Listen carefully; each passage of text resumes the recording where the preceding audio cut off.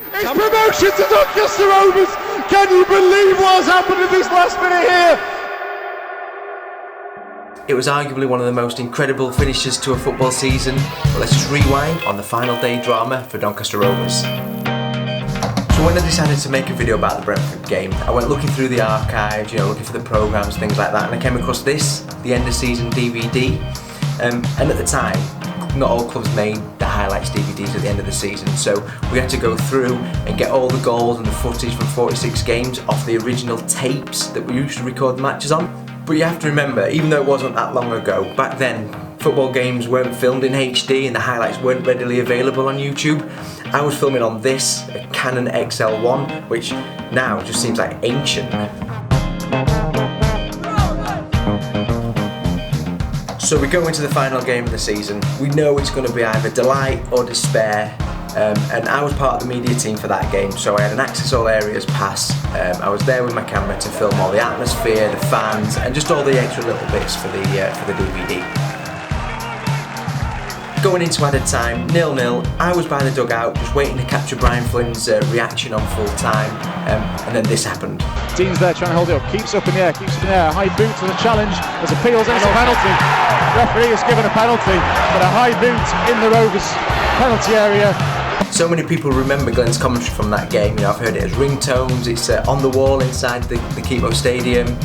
But a little fun fact is that we set the audio to record up in the commentary box, but the press box was that packed with people and there were wires everywhere. The people around me, everyone in this stand is on their feet, including most of the press box as well. So little space that someone had actually unplugged the recorder. But luckily, my brother was at home listening on the internet and he happened to record it, so it was just by pure fluke that we got the commentary of that game. So we're into added time, the penalty was given, and as a Donny Rovers fan, my stomach just sank.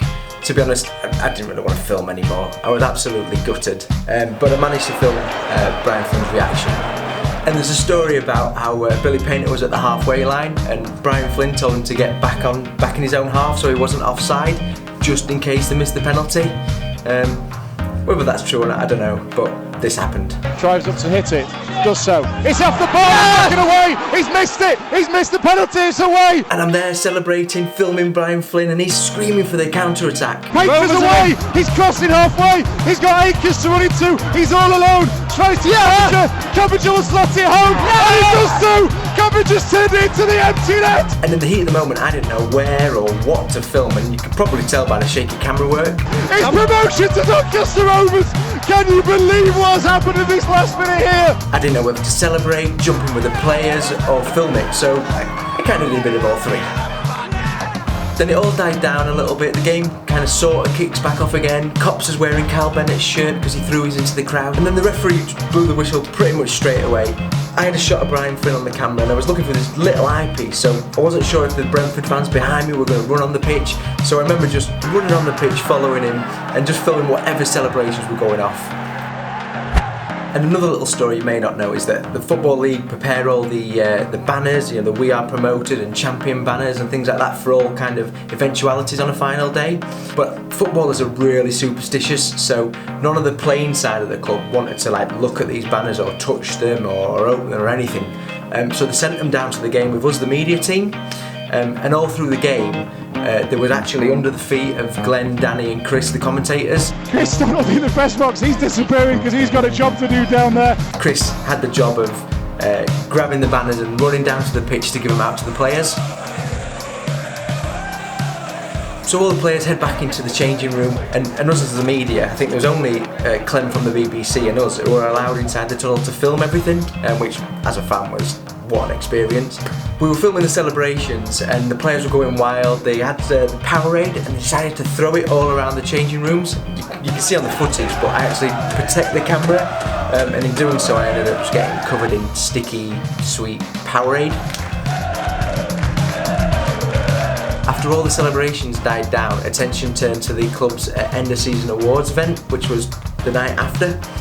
So basically, we had to turn all that footage around so we could show it on the screens at the event, but took an absolute eternity to edit. So everyone was out celebrating promotion and I was at home like an absolute trooper editing the videos.